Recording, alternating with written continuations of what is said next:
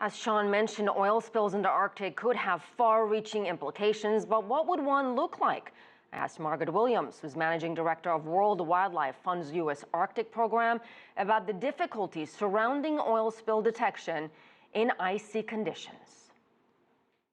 Well, indeed, the Arctic is a very extreme environment, not to mention not only sea ice is present, but storm swells.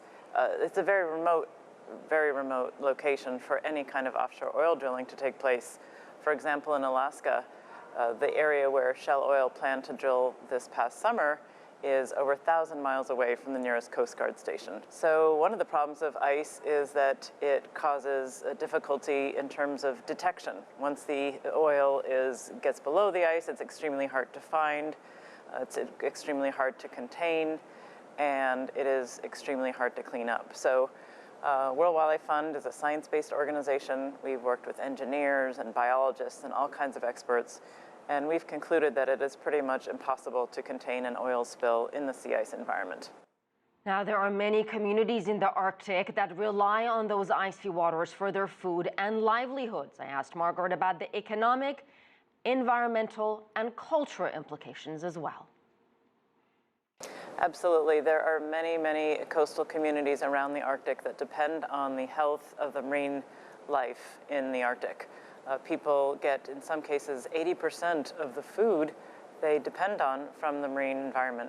And so imagine your garden being covered with oil, the garden where you get your fruits and vegetables, or an orchard, or your grocery store. This is the equivalent of what could happen if there were a major oil spill in the marine region of the Arctic. So that would have huge implications for cultural significance, for community integrity, and this could be a really long-term spill. Margaret also says the bottom line, if there's drilling, spills are inevitable. She referenced the Exxon Valdez oil spill in 1989, which is still considered the #1 spill worldwide in terms of damage to the environment. A tanker dumped thousands of barrels of oil into Prince William Sound back in 1989 and left behind a disaster that resonates to this day. I think people do recognize the long history and legacy of the Exxon Valdez oil spill, which occurred in 1989 in Prince William Sound. And you can still today go to Prince William Sound and dig your hand down into the rocks in certain beaches and come up with a hand or a rock. Your hand could be covered in oil, and you can find rocks covered in oil.